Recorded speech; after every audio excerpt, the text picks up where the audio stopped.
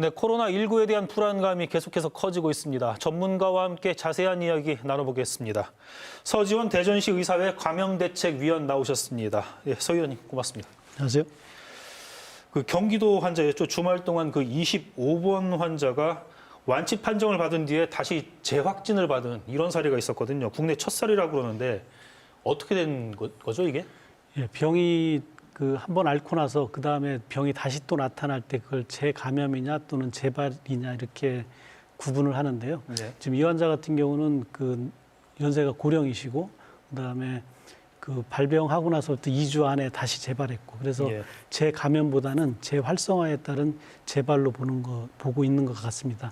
몰라 정확한 것은 그 환자의 검체를 채취해서 DNA 분석이라든가 항체 반응 결과를 보는 것이 정확하겠지만 아직 시간이 좀 짧은 관계로 예. 그런 것이 있고 보통 다른 데에서 확인하는 걸로 봐서는 한 4주 정도 되면 그 항체가 생성되기 때문에 예. 생성이 되면 되게 면역이 있어서 근데 이 환자는 증상이 다시 재발돼 가지고 본인이 자발적으로 보건소에 신고를 했고 다시 예. 검사해서 확진이 됐기 때문에 재발된 걸로 보는 것이 맞는 것 같습니다. 이게 가능성이 어느 정도 흔한 사례가 될까요?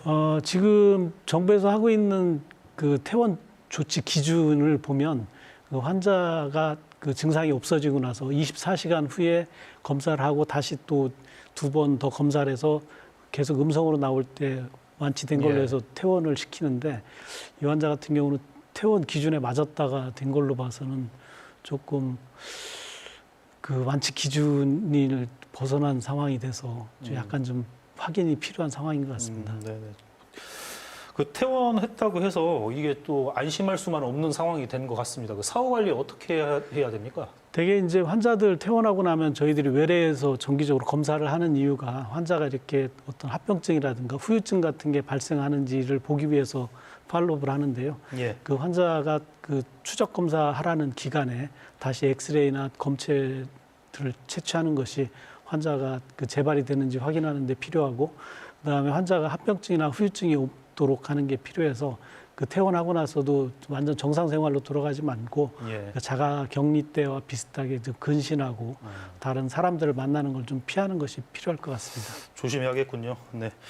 정부에서 새로운 치료 체계를 발표했습니다. 구체적으로 이제 무엇이 달라진 건지 또 환자 증상에 따라 4단계로 분류한다는데 어떻게 바뀌는 겁니까? 이번에 바뀐 것은 가능한 의료 자원을 효율적으로 사용하기 위해서 바꾼 것입니다. 예.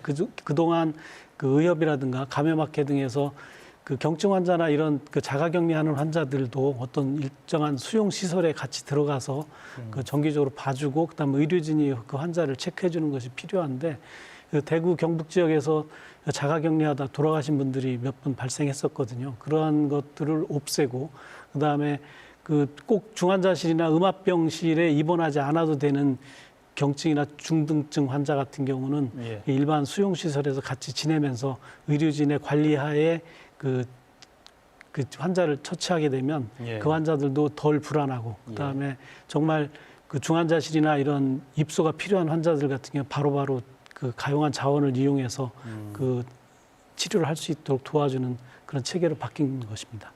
이 병상 부족 문제가 좀 많이 해소될 것 같은데 그런 식으로 이제 조치가 이루어지면은 실제 현장에서 느끼는 병상 부족 현상 심한가요? 지금 대전이나 저희 충청 지역에서는 예. 그게 괜찮은데 예. 지금 이제 앞으로 걱정되는 부분이 천안에서 환자들이 지금 다수 발생하고 그렇지. 있잖아요. 예. 그런 환자들이 순천향대학병원이나 단국대학교병원 이외에 더 된다고 하면 이제 충무병원이나 이런 조그만 군수병원까지 들어가야 되는데 예. 대전 지역에서는 아직 그런 상황이 아니기 때문에 안심해도 되지만 이게 이제 대구 경북 같은 사태로 바뀌게 된다면 그때는 그렇겠죠. 정말 지역적으로. 병실이 부족한 상황이 발생할 수 있습니다. 네, 코로나19가 계절 독감이 될 가능성에 대해서도 심심찮게 지금 얘기가 나오고 있는데 어떻게 보십니까? 예, 2015년에 발생했던 메르스나 예.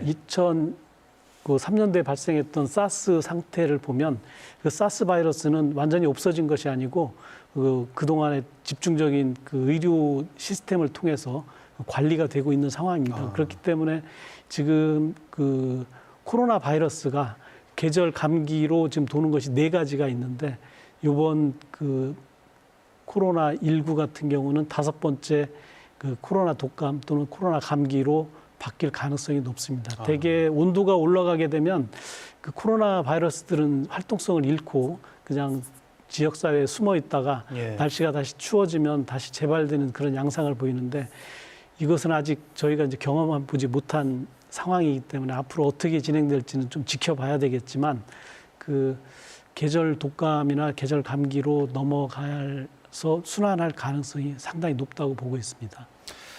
네, 오늘은 시간 관계상 여기까지 듣도록 하겠습니다. 서 의원님 고맙습니다.